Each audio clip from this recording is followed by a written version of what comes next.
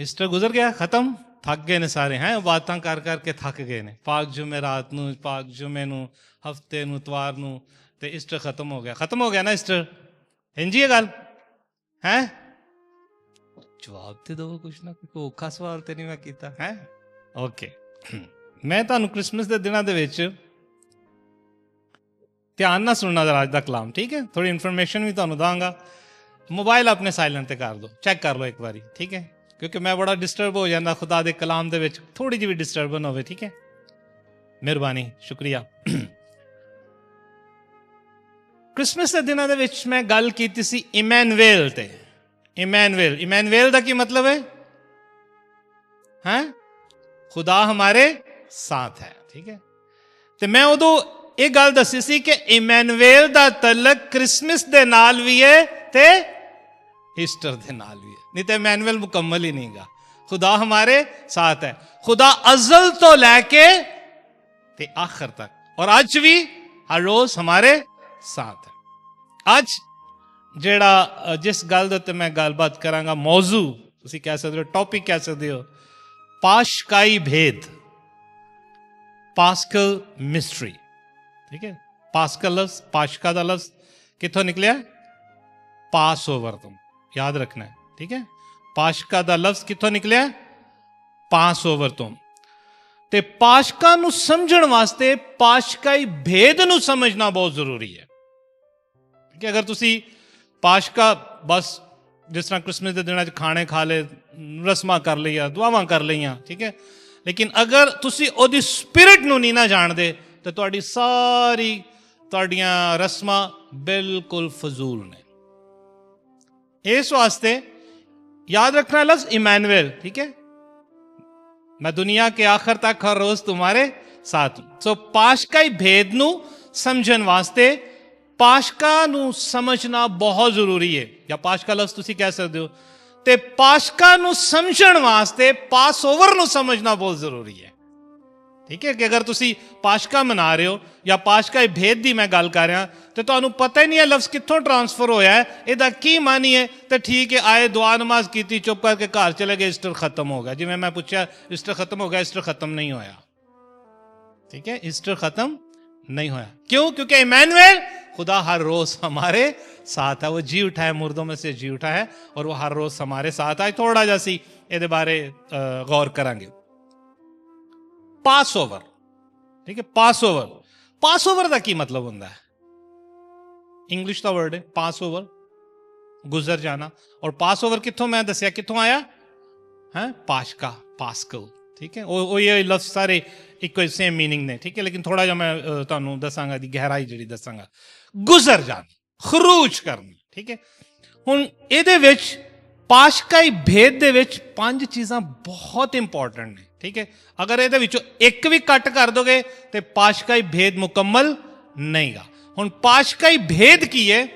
ਸਭ ਤੋਂ ਪਹਿਲਾਂ ਖੁਦਾਵੰਦ ਯਿਸੂ ਮਸੀਹ ਦਾ ਦੁੱਖ ਉਠਾਣਾ, ਠੀਕ ਹੈ? ਪਾਸ਼ਕਾਈ ਭੇਦ ਦੇ ਵਿੱਚ ਪਹਿਲੇ ਨੰਬਰ ਤੇ ਕੀ ਹੈ ਕਿ ਖੁਦਾਵੰਦ ਯਿਸੂ ਮਸੀਹ ਦਾ ਦੁੱਖ ਉਠਾਣਾ। ਦੂਸਰੇ ਨੰਬਰ ਤੇ ਉਹਦਾ ਮਰ ਜਾਣਾ, ਮੌਤ, ਸਲੀਬੀ ਮੌਤ, ਠੀਕ ਹੈ? ਸਲੀਬ ਦੇ ਉੱਤੇ ਮਰ ਜਾਣਾ। ਤੇ ਤੀਸਰਾ ਭੇਦ ਹੈ ਉਹਦਾ ਜੀ ਉਠਣਾ, ਮੁਰਦਿਆਂ ਦੇ ਵਿੱਚੋਂ ਜੀ ਉਠਣਾ। ਤੇ ਚੌਥਾ ਭੇਦ ਹੈ ਆਸਮਾਨ ਤੇ ਜਾਣਾ, ਉਹਦਾ ਆਸਮਾਨ ਤੇ ਉਠਾਇਆ ਜਾਣਾ। ਤੇ ਫਿਰ ਪੰਜਵੇਂ ਨੰਬਰ ਤੇ ਕੀ ਹੈ? ਰੂਲ ਕੁਦਸ ਕਾ ਨਜ਼ੂਲ ਹੋਣਾ, ਨਾਜ਼ਲ ਹੋਣਾ, ਰੂਲ ਕੁਦਸ ਦਾ ਨਾਜ਼ਲ ਹੋਣਾ। ਹੁਣ ਪਾਸ਼ਕਾਈ ਭੇਦ ਕਿੱਥੋਂ ਸ਼ੁਰੂ ਹੁੰਦਾ ਹੈ? ਉਹਦੇ ਦੁੱਖਾਂ ਤੋਂ ਲੈ ਕੇ ਤੇ ਖਤਮ ਕਿੱਥੇ ਹੁੰਦਾ ਹੈ? ਪਾਕ ਰੂਲ ਕੁਦਸ ਦਾ ਨਜ਼ੂਲ। ਇਹ ਮੁਕੰਮਲ ਹੁੰਦਾ ਹੈ ਪਾਸ਼ਕਾਈ ਭੇਦ। ਪਾਸ ਓਵਰ ਦੀ ਮੈਂ ਗੱਲ ਕਰ ਰਿਹਾ ਸਾਂ, ਪਾਸ ਓਵਰ, ਠੀਕ ਹੈ? ਇਹ ਤਕਰੀਬਨ 5 ਟੌਪਿਕ ਨੇ, 5 ਨਹੀਂ, ਇਹਦੇ 'ਚ 7-8 ਟੌਪਿਕ ਨੇ, ਲੇਕਿਨ ਮੈਂ ਸਿਰਫ ਮੁਕਤਸਰ ਜਿਹਾ ਇੰਟਰੋਡਕਸ਼ਨ ਦੇ ਰਿਹਾ, ਸਿਰਫ ਨਹੀਂ ਪਾਸ਼ਕਾਈ ਭੇਦ ਦਾ। ਫਿਰ ਕਿਸੇ ਟਾਈਮ ਇੱਕ ਟੌਪਿਕ ਨੂੰ ਅਸੀਂ ਖੋਲਾਂਗੇ। ਸਭ ਤੋਂ ਪਹਿਲਾਂ ਪਾਸ ਓਵਰ ਦੇ ਵਿੱਚ 5 ਚੀਜ਼ਾਂ ਨੇ, ਠੀਕ ਹੈ? ਪਾਸ਼ਕਾਈ ਭੇਦ ਦੇ ਵਿੱਚ ਮੈਂ ਕੀ ਦੱਸਿਆ? 5 ਚੀਜ਼ਾਂ।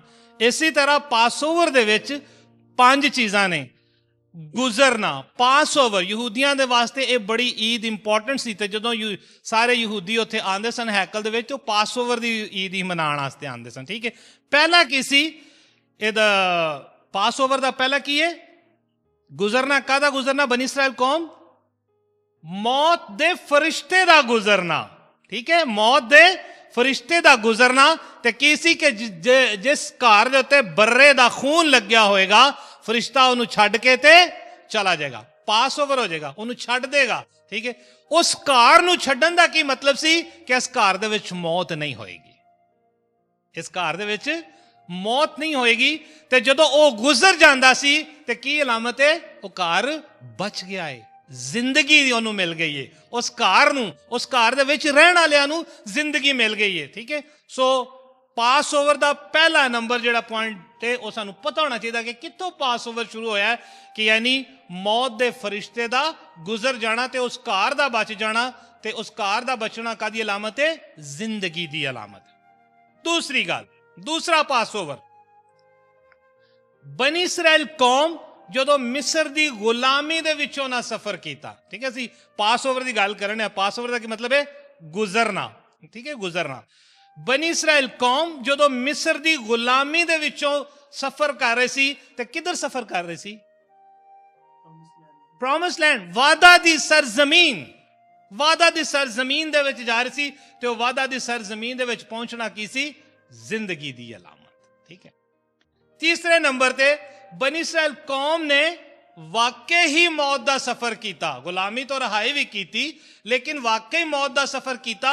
ਉਹ ਕਿਹੜਾ ਸੀ? ਜਦੋਂ ਸਮੁੰਦਰ ਦੇ ਵਿੱਚੋਂ ਗੁਜ਼ਰੇ, ਬਹਿਰਾ ਕੁਲਜ਼ਮ ਦੇ ਵਿੱਚੋਂ ਨਾ ਅਬੂਰ ਕੀਤਾ, ਯਾਨੀ ਮੌਤ ਤੋਂ ਜ਼ਿੰਦਗੀ ਦਾ ਸਫ਼ਰ ਕੀਤਾ। ਤੇ ਇਹ ਕੀ ਸੀ? ਜ਼ਿੰਦਗੀ ਦੀ ਅਲਾਮਤ। ਚੌਥੀ ਗੱਲ, ਕਬਰ ਤੋਂ ਜੀ ਉੱਠਣ ਦਾ ਸਫ਼ਰ, ਕਬਰ ਤੋਂ ਜੀ ਉੱਠਣ ਦਾ ਸਫ਼ਰ ਉਹ ਕਿਹਨੇ ਕੀਤਾ? ਖੁਦਾਵੰਦ ਯਿਸੂ ਮਸੀਹ ਨੇ।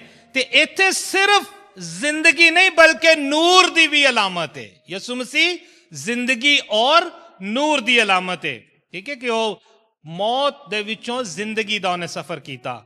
ਤੇ ਪੰਜਵਾਂ ਕੀ ਹੈ? ਸਾਡੀ ਜ਼ਿੰਦਗੀ ਦਾ ਨਵੇਂ ਯਰੂਸ਼ਲਮ ਵੱਲ ਸਫ਼ਰ ਹੈ, ਪਾਸ ਓਵਰ, ਠੀਕ ਹੈ। ਸਾਡੀ ਜ਼ਿੰਦਗੀ ਦਾ ਨਵੇਂ ਯਰੂਸ਼ਲਮ ਵੱਲ ਸਫ਼ਰ ਹੈ। ਔਰ ਉਹ ਕੀ ਹੈ? ਗੁਨਾਹ ਤੋਂ ਨਜਾਤ ਦਾ ਸਫ਼ਰ, ਗੁਨਾਹ ਤੋਂ ਨਜਾਤ ਦਾ ਸਫ਼ਰ। ਅਲਾਮਤ ਕੀ ਹੈ? ਹਮੇਸ਼ਾ ਦੀ ਜ਼ਿੰਦਗੀ ਨੂੰ ਹਾਸਲ ਕਰਨਾ। ਇਹ ਵੇ ਪਾਸ ਓਵਰ, ਠੀਕ ਹੈ। ਹੁਣ ਸਮਝ ਆ ਗਈ ਹੈ ਨਾ ਕਿ ਪਾਸ ਓਵਰ ਅਸੀਂ ਪਾਸ਼ਕਾ ਨੂੰ ਐਵੇਂ ਨਹੀਂ ਸਮਝਣਾ ਕਿ ਬਸ ਠੀਕ ਹੈ, ਹਾਂ ਯਿਸੂ ਮਸੀਹ ਕਬਰ ਤੋਂ ਜੀ ਉੱਠਿਆ, ਬਸ ਜੀ ਉੱਠਿਆ, ਨਹੀਂ। ਤਿੰਨ ਕਿਸਮ ਦੇ ਪਾਸ ਓਵਰ ਨੇ। ਹੁਣ ਇਹ 5 ਪੁਆਇੰਟਾਂ ਦੇ ਵਿੱਚ 3 ਬਹੁਤ ਇੰਪੋਰਟੈਂਟ ਪਾਸ ਓਵਰ ਨੇ। ਪਹਿਲਾ ਪਾਸ ਓਵਰ ਕੀ ਹੈ? ਯਾਨੀ ਪਾਸ਼ਕਾ, ਬਨੀ ਇਸਰਾਇਲ ਕੌਮ ਦਾ ਪਾਸ਼ਕਾ। ਬਨੀ ਇਸਰਾਇਲ ਕੌਮ ਦਾ ਪਾਸ਼ਕਾ ਕੀ ਸੀ? ਜ਼ਿੰਦਗੀ ਔਰ ਵਾਦਾ ਦੀ ਸਰਜ਼ਮੀਨ। ਇਹ ਉਹਦਾ ਪਾਸ ਓਵਰ ਸੀ, ਫਾਈਨਲ ਪੁਆਇੰਟ ਸੀ, ਉਹਦੀ ਮੰਜ਼ਲ ਸੀ। ਦੂਸਰਾ ਪਾਸ਼ਕਾ ਹੈ ਯਿਸੂ ਮਸੀਹ ਦਾ ਪਾਸ਼ਕਾ। ਯਿਸੂ ਮਸੀਹ ਦਾ ਪਾਸ਼ਕਾ ਕੀ ਸੀ? ਮੌਤ ਤੋਂ ਜ਼ਿੰਦਗੀ ਦਾ ਸਫ਼ਰ, ਕਬਰ ਤੋਂ ਜੀ ਉੱਠਣ ਦਾ ਸਫ਼ਰ। ਇਹ ਸੀ ਮਸੀਹ ਦਾ ਪਾਸ਼ਕਾ। ਤੇ ਸਾਡਾ ਪਾਸ਼ਕਾ ਕੀ ਹੈ? ਤੀਸਰਾ ਸਾਡਾ ਪਾਸ਼ਕਾ ਬਣਦਾ ਹੈ ਨਾ, ਹੈ ਅਸੀਂ ਕਿੱਧਰ ਸਫ਼ਰ ਕਰ ਰਹੇ ਹਾਂ? ਨਵੇਂ ਯਰੂਸ਼ਲਮ ਵੱਲ, ਨਵੀਂ ਜ਼ਮੀਨ ਹੈ। ਮੁਕਾਸ਼ਫਾ ਕਹਿੰਦਾ ਮੈਨੇ ਨਏ ਆਸਮਾਨ ਕੋ ਦੇਖਾ, ਨਈ ਜ਼ਮੀਨ ਕੋ ਦੇਖਾ। ਇਹ ਸਾਡਾ ਪਾਸ਼ਕਾ ਹੈ, ਇਹ ਅਸੀਂ ਸਫ਼ਰ ਕਰਿਆ, ਇਹ ਟਰੈਵਲ ਕਰਨ ਡਿਆ ਸੀ, ਠੀਕ ਹੈ। ਇਹ ਜਿਹੜਾ ਗੀਤ ਅਸੀਂ ਗਾਇਆ, ਉੱਠ ਜਾਗ ਮੁਸਾਫਰ ਦੂਰ ਦਿਆ, ਕਿੰਨੀ ਕੁ ਤਿਆਰੀ ਕੀਤੀ ਹੈ। ਉਹ ਇਹ ਗੀਤ ਦੇ ਨਾਲ ਸਾਡੇ ਪਾਸ਼ਕਾ ਦੇ ਨਾਲ ਬੜਾ ਰਿਲੇਟ ਕਰ ਰਿਹਾ। ਮੈਂ ਇਸੇ ਵਾਸਤੇ ਤੁਹਾਨੂੰ ਕਿਹਾ ਸੀ ਬੜਾ ਗੌਰ ਨਾਲ ਸੁਣਨਾ। ਕਿਆ ਅਸੀਂ ਵਾਕਈ ਤਿਆਰੀ ਕੀਤੀ ਹੈ? ਕਿਆ ਸਿਰਫ ਅਸੀਂ ਯਿਸੂ ਦਾ ਪਾਸ਼ਕਾ ਮਨਾਉਂਦੇ ਹਾਂ? ਕਿਆ ਅਸੀਂ ਬਨੀ ਇਸਰਾਇਲ ਕੌਮ ਦਾ ਪਾਸ਼ਕਾ ਮਨਾਉਂਦੇ ਹਾਂ? ਜ਼ਰੂਰਤ ਹੈ, ਉਹ ਤੇ ਕਲਾਮਤ ਨੇ, ਉਹ ਤੇ ਵਕਤ ਗੁਜ਼ਰ ਗਿਆ, ਯਿਸੂ ਮਸੀਹ ਜੀ ਉੱਠਿਆ, ਲੇਕਿਨ ਅਸੀਂ ਤੇ ਸਟਿਲ ਟਰੈਵਲਿੰਗ ਕਰ ਰਹੇ ਹਾਂ। ਅਸੀਂ ਤੇ ਸਟਿਲ ਪਾਸ਼ਕਾ ਦੇ ਵਿੱਚੋਂ ਗੁਜ਼ਰਨੇ ਹਾਂ। ਪਾਸ਼ਕਾ ਦੀ ਕਾਮਲੀਅਤ ਕੀ ਹੈ?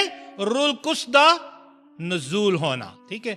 ਜਦ ਤੱਕ ਅਸੀਂ ਪਾਕ ਰੂਹ ਨੂੰ ਰਿਸੀਵ ਕਰਕੇ ਉਹਦੀ ਬਾਦਸ਼ਾਹਤ ਦੇ ਵਿੱਚ ਨਹੀਂ ਚਲੇ ਜਾਂਦੇ, ਵਾਦਾ ਦੀ ਸਰਜ਼ਮੀਨ ਦੇ ਵਿੱਚ ਨਹੀਂ ਚਲੇ ਜਾਂਦੇ, ਸਾਡਾ ਪਾਸ਼ਕਾ ਮੁਕੰਮਲ ਨਹੀਂਗਾ। ਹਰ ਰੋਜ਼ ਸਾਨੂੰ ਤਿਆਰੀ ਦੀ ਜ਼ਰੂਰਤ ਹੈ, ਹਰ ਰੋਜ਼। ਤੁਹਾਨੂੰ ਪਤਾ ਜਦੋਂ ਖੁਦਾਵੰਦ ਯਿਸੂ ਮਸੀਹ ਜੀ ਉੱਠਿਆ ਸੀ ਮੁਰਦਿਆਂ ਦੇ ਵਿੱਚੋਂ, ਤੇ ਇਬਤਦਾਈ ਕਲੀਸਿਆ ਦਾ ਸਲਾਮ ਕੀ ਸੀ? ਜਿਵੇਂ ਅਸੀਂ ਇੱਕ ਦੂਜੇ ਨੂੰ ਗੁੱਡ ਮਾਰਨਿੰਗ ਕਰਨੇ ਆ, ਹੈਲੋ ਗੁੱਡ ਮਾਰਨਿੰਗ, ਸਲਾਮ ਅਲੈਕਮ, ਜੈ ਮਸੀਹ, ਜੋ ਵੀ ਹੈ, ਠੀਕ ਹੈ। ਉਸ ਵਕਤ ਇਬਤਦਾਈ ਕਲੀਸਿਆ ਦਾ ਕੀ ਗ੍ਰੀਟਿੰਗਸ ਕੀ ਸਨ? ਸ਼ਾਲੋਮ, ਯੈਸ। ਗ੍ਰੀਕ ਜ਼ੁਬਾਨ ਦੇ ਵਿੱਚ ਲਫ਼ਜ਼ ਹੈਗਾ ਖ੍ਰਿਸਤੋਸ ਅਨਾਸਤੀ,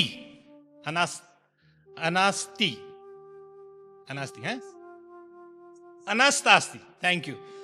ਖਰਿਸਤੋਸ ਅਨਾਸਤਾਸੀ ਦਾ ਤਰਜਮਾ ਹੈ ਯਿਸੂ ਮਸੀਹ ਜੀ ਉੱਠਿਆ। ਫੋਰ ਐਗਜ਼ਾਮਪਲ ਮੈਂ ਸਵੇਰ ਉੱਠ ਕੇ, ਰਾਤੀ ਉੱਠ ਕੇ, ਸ਼ਾਮ ਨੂੰ ਕਿਤੇ ਵੀ ਰਾਜਾ ਭਾਈ ਨੂੰ ਮਿਲਣਾ ਤੇ ਮੈਂ ਇਹ ਨਹੀਂ ਕਹਾਂਗਾ ਕਿ ਸਲਾਮ ਰਾਜਾ ਭਾਈ, ਮੈਂ ਕਹਾਂਗਾ ਯਿਸੂ ਮਸੀਹ ਜੀ ਉੱਠਿਆ, ਇਹ ਮੇਰਾ ਸਲਾਮ ਹੈ। ਤੇ ਅਗਲੇ ਦਾ ਜਵਾਬ ਕੀ ਹੋਏਗਾ? ਰਾਜਾ ਭਾਈ ਮੈਨੂੰ ਕੀ ਜਵਾਬ ਦੇਗਾ? ਆਲੀਥੋਸ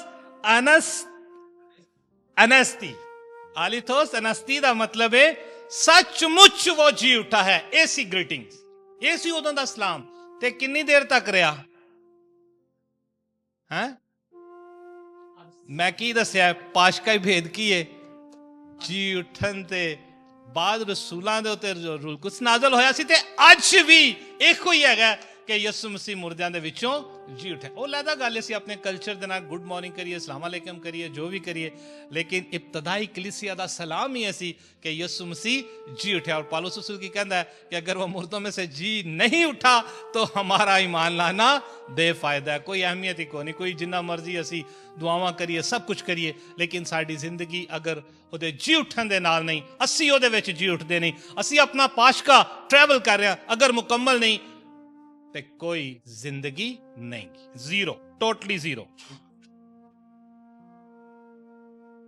ਪੈਂਤੀਕੋਸਤ ਦਾ ਕੀ ਮਤਲਬ ਹੈ? 50ਵਾਂ ਰੋਜ਼। ਕੀ ਹੈ? 50ਵਾਂ ਰੋਜ਼, ਯਾਨੀ ਕਾਮਲੀਅਤ, ਪਾਸ਼ਕਾਈ ਭੇਦ। ਇਹ ਚੀਜ਼ਾਂ ਮੈਂ ਤੁਹਾਨੂੰ ਕਿਉਂ ਦੱਸ ਰਿਹਾ? ਤਾਂ ਕਿ ਮੇਰੀ ਹਰ ਗੱਲ ਜਿਹੜੀ ਉਹ ਪਾਸ਼ਕਾਈ ਭੇਦ ਦੇ ਨਾਲ ਟੱਚ ਹੋ ਰਹੀ ਹੈ। ਮੁਕੰਮਲ ਮੈਂ ਕੀ ਦੱਸਿਆ? दुख उठाना, मरना, जी उठना, आसमान पर जाना और रूल कुद्स का नासिल होना। किन्ने अरसे बाद खुदावन यसु मसीह ने अपना जी उठन तो किन्ने दिन बाद रूल कुद्स जेड़ा नाजिल होया सी? 50 दिन बाद। शाबाश। जी उठन तो 50 दिन बाद ते आसमान दे जान दे 10 दिन बाद। ठीक है, रूल कुद्स जेड़ा ਉਹ ਨਾਜ਼ਲ ਹੋਇਆ ਸੀ। ਇਸ ਵਾਸਤੇ ਅਸੀਂ ਪੈਂਤੀਕੋਸਤ ਦੀ ਈਦ ਮਨਾਉਂਦੇ ਹਾਂ, ਯਾਨੀ ਰੂਲ ਕੁਦਸ ਦਾ ਨਜ਼ੂਲ ਹੋਣਾ 50ਵਾਂ ਰੋਜ਼। ਅਸਾਂ ਅੱਜ ਦੀ ਜਿਹੜੀ ਤਲਾਵਤ ਪੜ੍ਹੀ ਹੈ, ਇਹਦੇ ਚ ਸ਼ੁਰੂ ਦੇ ਵਿੱਚ ਪਹਿਲੀ ਆਇਤ ਦੇ ਵਿੱਚ ਲਿਖਿਆ ਹਫਤੇ ਕੇ ਪਹਿਲੇ ਦਿਨ। ਹਫਤੇ ਦਾ ਪਹਿਲਾ ਦਿਨ ਨਹੀਂ ਭੁੱਲਣਾ, ਯਾਦ ਰੱਖਣਾ, ਇਹ ਬਹੁਤ ਇੰਪੋਰਟੈਂਟ ਵਰਡ ਹੈ। ਹਫਤੇ ਕੇ ਪਹਿਲੇ ਦਿਨ ਕੀ ਹੋਇਆ ਸੀ? ਪੁਰਾਣੇ ਅਹਿਦਨਾਮੇ ਚ ਕੀ ਹੋਇਆ ਸੀ ਹਫਤੇ ਦੇ ਪਹਿਲੇ ਦਿਨ? रोशनी हो गई। पहले दिन क्या हुआ? रोशनी हुई। खुदा ने रोशनी बनाई, रोशनी, नूर। ठीक है, इत्थे हफ्ते दे पहले दिन की होया नवे अहदनामे च? यसु मसीह मुर्दियां दे विचों जी उठा। कबर जिहड़ी है वो अंधेरे दी अलामत है, ते अंधे नूर जिहड़ा है वो अंधेरे नूं कट के खत्म करके ते नूर बाहर आ गया, ताकि सानू सारियां नूं रोशनी मिले, ताकि असी सारे उस नूर दे विच अपना पाशकाई सफर कर सकीए। This is very important. पाशकाई सफर की है? जब तक, अगर मैं तुहानू छोटा जिहा क्वेश्चन करना, बपतिस्मा कदों मुकम्मल हुंदा है? कि जरूरी नहीं मैं इम्तिहान ला रहा, लेकिन अगर कोई आइडिया कोई कहना चाहो, बपतिस्मा दी कामलियत की है? मैं बाइबल का रेफरेंस दांगा, बाइबल तो बाहर जाके नहीं मैं गल करदा। यूहन्ना दी इंजील ਉਹਦੇ ਤੀਸਰੇ ਬਾਬ ਦੇ ਵਿੱਚ ਜਦੋਂ ਨਿਕੋਦੇਮਸ ਜਿਹੜਾ ਹੈ ਉਹ ਯਿਸੂ ਦੇ ਕੋਲ ਆਇਆ ਕਿ ਉਹ ਕਿਸ ਤਰ੍ਹਾਂ ਨਿਜਾਤ ਪਾਏ, ਤੇ ਯਿਸੂ ਨੇ ਉਹਨੂੰ ਕੀ ਕਿਹਾ ਸੀ? ਜਦ ਤੱਕ ਤੂੰ ਬਪਤਿਸਮਾ ਨਾ ਲਵੇਂ ਤੇ ਜਦ ਤੱਕ ਤੂੰ ਨਵੇਂ ਸਿਰੇ ਤੋਂ ਪੈਦਾ ਨਾ ਹੋਵੇਂ, ਖੁਦਾ ਦੀ ਬਾਦਸ਼ਾਹੀ 'ਚ ਦਾਖਲ ਨਹੀਂ ਹੋ ਸਕਦਾ। ਉਹ ਉਸ ਗੱਲ ਨੂੰ ਨਹੀਂ ਸਮਝਿਆ ਸੀ। ਕਹਿੰਦਾ ਅੱਛਾ ਐ ਖੁਦਾਵੰਦ, ਕਿਆ ਮੈਂ ਦੁਬਾਰਾ ਆਪਣੀ ਮਾਂ ਦੇ ਪੇਟ 'ਚ ਜਾਵਾਂ ਤੇ ਦੁਬਾਰਾ ਜਨਮ ਲਿਆ? ਤੇ ਯਿਸੂ ਕਹਿੰਦਾ ਨਹੀਂ, ਜਦ ਤੱਕ ਤੂੰ ਪਾਣੀ ਤੇ ਰੂਹ ਦਾ ਬਪਤਿਸਮਾ ਨਾ ਲੈ ਲਵੇਂ ਤੂੰ ਖੁਦਾ ਦੀ ਬਾਦਸ਼ਾਹੀ 'ਚ ਦਾਖਲ ਨਹੀਂ ਹੋ ਸਕਦਾ। ਹੁਣ ਮੈਂ ਬਸ ਆਸਾਨ ਕਰ ਦਿੱਤਾ, ਅੱਧਾ ਕੁਐਸਚਨ ਮੈਂ ਦੱਸ ਦਿੱਤਾ ਤੁਹਾਨੂੰ। ਬਪਤਿਸਮਾ ਕਦੋਂ ਮੁਕੰਮਲ ਹੁੰਦਾ? ਆਸਾਨ ਹੋ ਗਿਆ ਸਵਾਲ। ਜਦੋਂ ਅਸੀਂ ਖੁਦਾ ਦੀ ਬਾਦਸ਼ਾਹੀ 'ਚ ਚਲੇ ਜਾਂਦੇ ਹਾਂ, ਫਿਰ ਬਪਤਿਸਮਾ ਦੀ ਕਾਮਲੀਅਤ ਹੈ। ਮਤ ਖਿਆਲ ਕਰੋ ਕਿ ਅਸੀਂ ਬਸ ਪਾਣੀ ਦੇ ਵਿੱਚੋਂ ਡੁੱਬ ਕੇ ਤੇ ਬਾਹਰ ਆ ਗਏ ਤੇ ਸਾਡਾ ਬਪਤਿਸਮਾ ਮੁਕੰਮਲ ਨਹੀਂ। ਉਹ ਪਹਿਲਾ ਦਿਨ ਹੈ ਤੁਹਾਡਾ, ਉਹ ਰੋਸ਼ਨੀ ਦਾ ਪਹਿਲਾ ਕਦਮ ਹੈ ਤੁਹਾਡਾ, ਤਾਂ ਕਿ ਤੁਸੀਂ ਉਸ ਬਾਦਸ਼ਾਹਤ ਦੇ ਵਿੱਚ ਜੋ ਬਾਈਬਲ ਕੀ ਕਹਿ ਰਹੀ ਹੈ ਕਿ ਜਦ ਤੱਕ ਤੂੰ ਨਵੇਂ ਸਿਰੇ ਤੋਂ ਪੈਦਾ ਨਾ ਹੋਵੇ ਖੁਦਾ ਦੀ ਬਾਦਸ਼ਾਹੀ 'ਚ ਦਾਖਲ ਨਹੀਂ ਹੋ ਸਕਦਾ। ਕਿਆ ਜਸਮਾਨੀ ਤੌਰ ਤੇ ਅਸੀਂ ਉੱਡ ਕੇ ਜਾਵਾਂਗੇ ਉੱਥੇ? ਨਹੀਂ, ਸਾਡੀ ਰੂਹ ਜਾਏਗੀ। ਤੇ ਕਦੋਂ ਕਾਮਲੀਅਤ ਕਦੋਂ ਹੈ ਬਪਤਿਸਮੇ ਦੀ? ਜਦੋਂ ਅਸੀਂ ਖੁਦਾਵੰਦ ਯਿਸੂ ਮਸੀਹ ਦੀ ਬਾਦਸ਼ਾਹੀ ਦੇ ਵਿੱਚ ਦਾਖਲ ਹੋ ਜਾਵਾਂਗੇ। ਪਾਸ਼ਕਾਈ ਭੇਦ ਕਦੋਂ ਮੁਕੰਮਲ ਹੋਏਗਾ? ਜਦੋਂ ਖੁਦਾ ਦੀ ਬਾਦਸ਼ਾਹਤ ਦੇ ਵਿੱਚ ਚਲੇ ਜਾਵਾਂਗੇ, ਅਸੀਂ ਉਹਦੇ ਨਾਲ ਰਵਾਂਗੇ। ਔਰ ਕੀ ਲਿਖਿਆ ਮੁਕਾਸ਼ਵਾ 21 ਬਾਬ ਦੇ ਵਿੱਚ ਕਿ ਉਹ ਉਨਕੀ ਆਂਖੋਂ ਕੇ ਸਭ ਆंसू पहुंच देगा, ना मौत होगी, ना गम होगा, ना नाला होगा, ना दुख होगा, क्योंकि पहली चीजें जाती रही, खत्म, सब रोना खत्म, क्योंकि खुदा आप उनके साथ रहेगा। ए वे पाशका ही भेद, ए वे पाशका दा मुकम्मल होना। असी सारे सफर कर रहे हैं, जिन्ने भी कर रहे हैं। और देखो कितनी खूबसूरत गल जिहड़ी असां पढ़ी है कि जदों खुदावन यसु मसीह जी उठ्या इस दुनिया दे उत्ते, ठीक है, ਤੇ ਕਿਸੇ ਨੇ ਉਹਨੂੰ ਪਹਿਚਾਣਿਆ ਨਹੀਂ। ਉਹ ਜੀ ਉੱਠ ਕੇ ਹੋਰ ਹਲੀਮੀ ਤੇ ਫਰੋਤਨੀ ਉਹਦੇ ਚ ਆ ਗਈ। ਈਵਨ ਕਿ ਉਹਦੇ ਸ਼ਾਗਿਰਦ ਵੀ ਨਹੀਂ ਉਹਨੂੰ ਪਛਾਣਦੇ। ਯਾਦ ਰੱਖੋ, ਅਸੀਂ ਕਦੀ ਕਦੀ ਕਹਿੰਦੇ ਆ ਕਿ ਬਹੁਤ ਸਾਰੇ ਲੋਕ ਜਿਹੜੇ ਨੇ ਉਹ ਗੱਲ ਕਰਦੇ ਨੇ ਖਾਲੀ ਕਬਰ, ਖਾਲੀ ਕਬਰ। ਖਾਲੀ ਕਬਰ ਜੀ ਉੱਠਣ ਦਾ ਪ੍ਰੂਫ ਨਹੀਂਗਾ। ਯਾਦ ਰੱਖੋ, ਖਾਲੀ ਕਬਰ ਹੋ ਸਕਦਾ ਰਸੂਲਾਂ ਨੇ ਉਹਦੀ ਲਾਸ਼ ਚੁੱਕ ਕੇ ਲੈ ਗਏ ਹੋਣ, ਹੋ ਸਕਦਾ ਰੋਮੀਆਂ ਨੇ ਉਹਦੀ ਲਾਸ਼ ਗੁੰਮ ਕਰ ਦਿੱਤੀ ਹੋਏ, ਹੋ ਸਕਦਾ ਕੋਈ ਡਾਕੂ ਉਸ ਟਾਈਮ ਜਿਹੜੇ ਚੋਰੀ ਕਰਦੇ ਸਨ ਡੈਡ ਬੋਡੀਜ਼, ਠੀਕ ਹੈ, ਉਹਨਾਂ ਤੋਂ ਜ਼ੇਵਰ ਵਗੈਰਾ ਉਤਾਰ ਦਿੰਦੇ ਸਨ ਉਸ ਦੌਰ ਦੇ ਵਿੱਚ, ਠੀਕ ਹੈ, ਉਹ ਸ਼ਾਇਦ ਚੁੱਕ ਕੇ ਲੈ ਗਏ ਹੋਣ। ਉਹਦੀ ਗਵਾਹੀ ਕੀ ਹੈ? ਜੀ ਉੱਠਣ ਦੀ ਗਵਾਹੀ ਕੀ ਹੈ? ਗਵਾਹੀ ਇਹ ਵੇ ਕਿ ਉਹਨੇ ਜੀ ਉੱਠ ਕੇ ਆਪਣਾ ਆਪ ਜ਼ਾਹਿਰ ਕੀਤਾ ਹੈ। ਅਗਰ ਉਹਨੇ ਜ਼ਾਹਿਰ ਨਹੀਂ ਕੀਤਾ ਤੇ ਕੋਈ ਗਵਾਹੀ ਨਹੀਂ। ਅਗਰ ਯਸੂ ਆਪਣੇ ਕਲਾਮ ਦੇ ਥਰੂ ਤੁਹਾਡੇ ਤੇ ਜ਼ਾਹਿਰ ਨਹੀਂ ਹੁੰਦਾ ਤੇ ਕਾਹਦਾ ਈਮਾਨ ਤੇ ਕਾਹਦੀ ਗਵਾਹੀ? ਉਹ ਮੁਰਦਿਆਂ ਦੇ ਵਿੱਚੋਂ ਜੀ ਉੱਠਿਆ ਹੈ। ਹਾਲੇਲੂਇਆ, ਉਹ ਜੀ ਉੱਠਿਆ ਹੈ। ਜਿਹੜਾ ਮੈਂ ਤੁਹਾਨੂੰ ਦੱਸਿਆ ਸ਼ੁਰੂ ਦੇ ਵਿੱਚ ਉਹਦੀ ਗ੍ਰੀਟਿੰਗਸ ਦੇਖੋ, ਉਹ ਜੀ ਉੱਠਾ ਹੈ, ਸੱਚਮੁੱਚ ਜੀ ਉੱਠਾ ਹੈ। ਇਹ ਆਨਸਰ ਸੀ ਉਹਨਾਂ ਦਾ, ਠੀਕ ਹੈ। ਔਰ ਖਾਲੀ ਕਬਰ ਦਾ ਖਾਲੀ ਸਬੂਤ ਜਿਹੜਾ ਉਹ ਕਾਫੀ ਨਹੀਂਗਾ, ਕਿਉਂਕਿ ਯਿਸੂ ਮਸੀਹ ਮੁਰਦਿਆਂ ਦੇ ਵਿੱਚੋਂ ਜੀ ਉੱਠਿਆ। ਬੜੀ ਖੂਬਸੂਰਤ ਗੱਲ ਦੇਖੋ, ਮਰੀਮ ਦਾ ਕਿਰਦਾਰ ਦੇਖੋ ਉਹਦੇ ਵਿੱਚ, ਕਿੰਨੀ ਖੂਬਸੂਰਤ ਗੱਲ। ਉਹ ਸੁਬਾਹ ਤਿੰਨ ਬੀਬੀਆਂ ਆਈਆਂ ਨੇ, ਠੀਕ ਹੈ, ਕਿ ਉਹਦੇ ਕਫਨ ਦੇ ਵਿੱਚ ਖੁਸ਼ਬੂਈਆਂ ਔਰ ਸਾਰਾ ਕੁਝ ਲਗਾਉਣ ਵਾਸਤੇ। ਤੇ ਜਦੋਂ ਅੱਗੇ ਆ ਕੇ ਉਹਨਾਂ ਦੇਖਿਆ ਤੇ ਖਾਲੀ ਕਬਰ, ਉਹ ਪਰੇਸ਼ਾਨ ਹੋ ਗਈਆਂ, ਉਹ ਬਹੁਤ ਪਰੇਸ਼ਾਨ ਹੋਈਆਂ। ਤੇ ਫਿਰ ਜਾ ਕੇ ਭੱਜ ਕੇ ਰਸੂਲਾਂ ਨੂੰ ਦੱਸਿਆ, ਠੀਕ ਹੈ, ਰਸੂਲਾਂ ਨੂੰ ਜਾ ਕੇ ਦੱਸਦੇ ਨੇ ਕਿ ਉੱਥੇ ਖੁਦਾਵੰਦ ਨਹੀਂਗਾ, ਉਹਦੀ ਲਾਸ਼ ਪਤਾ ਨਹੀਂ ਕੋਈ ਚੁੱਕ ਕੇ ਲੈ ਗਿਆ, ਠੀਕ ਹੈ। ਤੇ ਉਹਦੇ ਰਸੂਲ ਵੀ ਨੱਸੇ ਆਉਂਦੇ ਨੇ, ਭੱਜਦੇ ਆਉਂਦੇ ਨੇ। ਤੇ ਜਦੋਂ ਉੱਥੇ ਆ ਕੇ ਦੇਖਦੇ ਨੇ ਤੇ ਵਾਕਈ ਕਬਰ ਜਿਹੜੀ ਉਹ ਖਾਲੀ ਸੀ। ਉਹ ਪਰੇਸ਼ਾਨ ਸਨ। ਲੇਕਿਨ ਮਰੀਮ ਮਗਦਲੀਨੀ ਦਾ ਕਿਰਦਾਰ, ਉਹ ਚਲੇ ਗਏ, ਵੇਖ ਕੇ ਚਲੇ ਗਏ, ਠੀਕ ਹੈ। ਤੇ ਮਰੀਮ ਰੋਈ ਆਂਦੀ, ਉੱਥੇ ਰੋਈ ਆਂਦੀ। ਕਿੰਨੀ ਖੂਬਸੂਰਤ ਗੱਲ ਹੈ, ਉਹ ਰੋਤੀ ਜਾ ਰਹੀ ਥੀ, ਰੋ ਰਹੀ ਸੀ। ਕਿਉਂ ਰੋ ਰਹੀ ਥੀ? ਕਿੰਨਾ ਵਾਸਤੇ ਅਸੀਂ ਰੋਨੇ ਆ? ਕਿਉਂ ਰੋਨੇ ਆ? ਜਿਨ੍ਹਾਂ ਦੇ ਨਾਲ ਇੱਥੋਂ ਪਿਆਰ ਹੁੰਦਾ ਹੈ ਉਹ ਹੀ ਰੋਂਦੇ ਨੇ। ਯਾਦ ਰੱਖੋ, ਦੂਸਰਾ ਕੋਈ ਰੋਂਦਾ ਨਹੀਂ। ये वही मरियम है, मरियम मगदलीनी, जिसने यीशु मसीह के पांव धोए थे अपने आंसुओं से। अभी सोचें, 1-2 कतरे के साथ तो पांव नहीं धुले होंगे ना। कितनी रोई होगी। और उसके पांव धोए और फिर अपने बालों से साफ किए, और फिर कीमती अत्तर डाला। यीशु सब कुछ देख रहा है। इतराज भी हो रहा है यीशु पर, जिसके घर खाना खाने के शमा उनके घर, वो इतराज भी करें, अगर ये खुदा होता, अगर ये उस्ताद होता, अगर ये खुदा का बेटा होता तो ये पहचानता कि ये औरत क्या है। यीशु ने उनके दिलों को जानते, पढ़ना घर में जाके ये वाला, उनके दिलों को जानते हुए कहा, मैं तुम्हारे घर में आया, तुमने मुझे पानी भी नहीं दिया कि तुम मेरे पांव, वो उस वक्त रस्म होती थी, ठीक है, लेकिन इस औरत ने अपने आंसुओं से मेरे पांव धोए, अपने बालों से मेरे पांव को साफ किया और अत्तर डाला। वो शागिर्द इस बात को, यहूदा इस्करियोती उधर भी बहस करता है, ऐ खुदावन, वो कैलकुलेट करके, खुदावन ये तो इतना महंगा तेल था कि इतना हम खाना खा सकते थे, और ये उसका फोकस वो खाने पे नहीं है, लालच पे है, दौलत पे है। लेकिन उस औरत का फोकस खुदावन यीशु मसीह को अपनी जिंदगी में उतारने का है, प्यार करने का है। वो उधर भी रोई, वो कब्र पर भी रोई, और जब रोई तो खुदावन यीशु मसीह ने जी उठकर सबसे पहले औरत पर अपना जाहिर किया कि मैं मुर्दों में से जी उठा। और ये लफ्ज कहीं भी नहीं आप बाइबल में पढ़ेंगे। यीशु मसीह ने कहा, मैं जी उठा, आ जाओ हाँ जरा, जिन्ने मेरे ना ज्यादतियां कीतियां ने, आ जाओ हाँ, मेरे को ज्यादा ताकत नहीं। बिल्कुल नहीं। बल्कि वो तो सलीब पर, देखो हम कभी कभी कहते हैं कि वो मर रहा था, ये कर रहा था, वो तो सलीब पर भी जिंदगी दे रहा था। कभी गौर करें, वो तो जिंदगी दे रहा था। वो तो साथ वाले को कहता तू आज ही मेरे साथ फरदौस में होगा। वो तो बाप से आप सबके लिए माफी मांगता है, बाप इनको माफ कर, क्योंकि ये नहीं जानते कि ये क्या करते हैं। ये है पाशकाई भेद।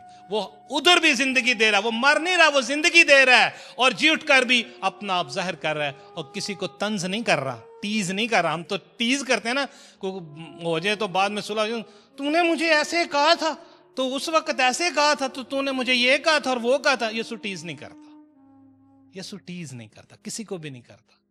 یسوع اپنا آپ ظاہر کرتا ہے, اپنی قدرت اور اپنا. دیکھو شاگردوں نے نہیں پہچانا, مریم نے کب پہچانا؟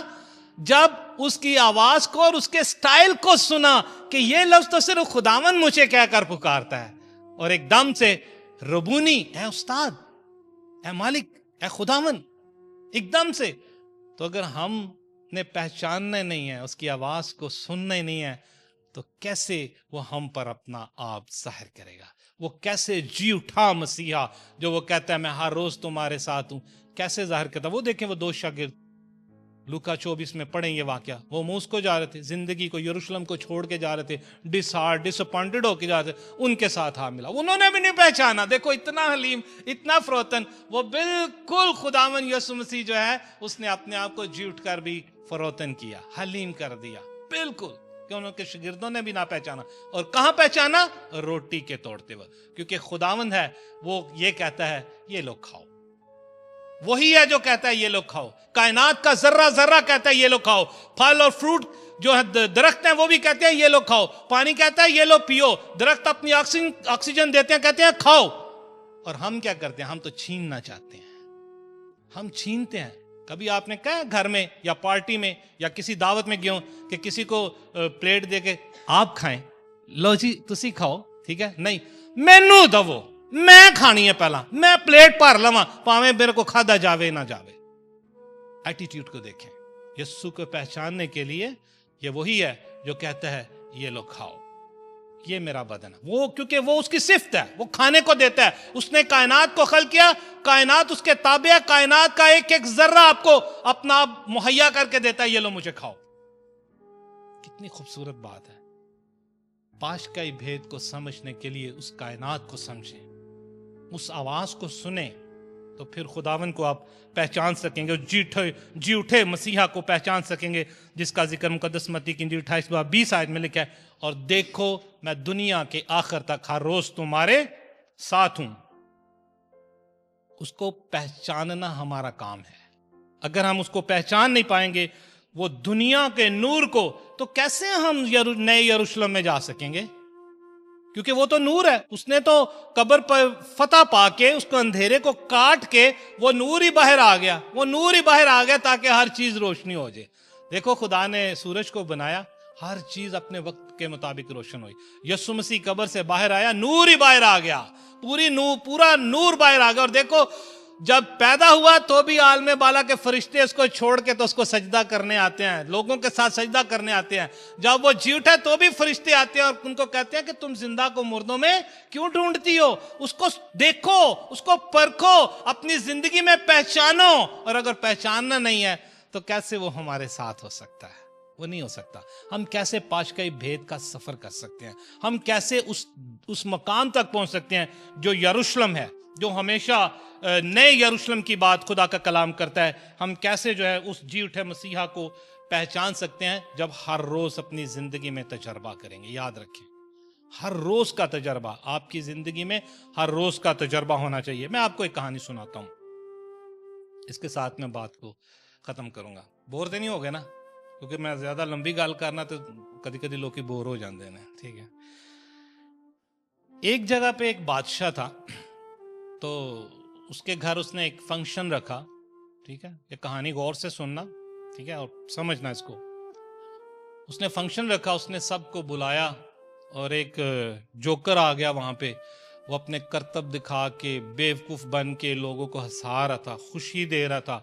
اور بادشاہ اس کے کرتب دیکھ کے جب وہ ختم ہو گیا سارا کچھ, تو بادشاہ نے اس جوکر کو اپنے پاس بلایا, اور بادشاہ نے اس کو ٹیز کیا, طنز کیا, ٹھیک ہے, اور کہا کہ میں اپنے اختیار کا عصا یہ تیرے حوالے کرتا ہوں, تجھے دیتا ہوں, اور جب یہ عصا اس وقت تک تو نے اپنے پاس رکھنا ہے جب تک تجھے تیری زندگی میں تجھ سے بڑھ کر بیوقوف نہ آ جائے.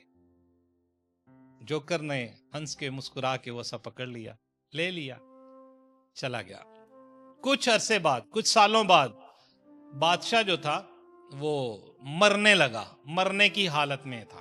ٹھیک ہے, اس نے اپنے رشتہ داروں کو, جاننے والوں کو, پہچاننے والوں کو, سب کو بلا لیا کہ, اور وہاں قدرت کا کیا کرنا ہوا, جوکر بھی آ گیا اس کے مرنے کے ٹائم میں.